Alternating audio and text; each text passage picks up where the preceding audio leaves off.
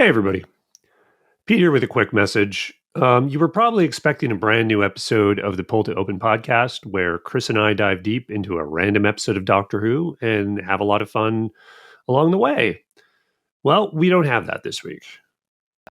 Trust me, it's in the works. We'll be back soon with some new episodes. And I also want to affirm that Chris and I remain totally committed to this podcast and the journey we undertook years ago now to review every single televised story of Doctor Who in completely random order. We love doing the show. We love interacting with all of you via Spotify or social, and you couldn't stop us, even if you tried. No matter how many Sontarans you have on your side, you will not stop us. But life sometimes gets in the way.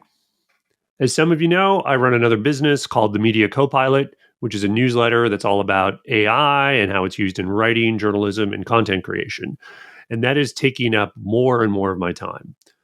By the way, there's a Media Copilot podcast as well, so I'll leave a link in the show notes. That's if you're into using AI.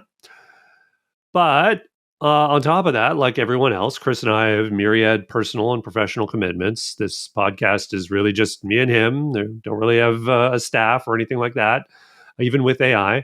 But all those commitments have essentially chosen right now to flare up in a massive way.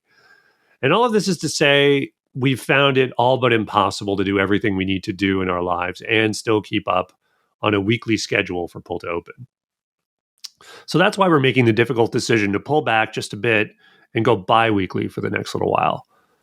So there's no new show this week. Sorry, not even a Humoji challenge. But we will be back soon with more random commentary, just not quite as often as we'd like. Now, we all know Doctor Who's coming back in about a month, and we'll definitely have some hot takes on Ncuti Gatwa's first season and probably a little more.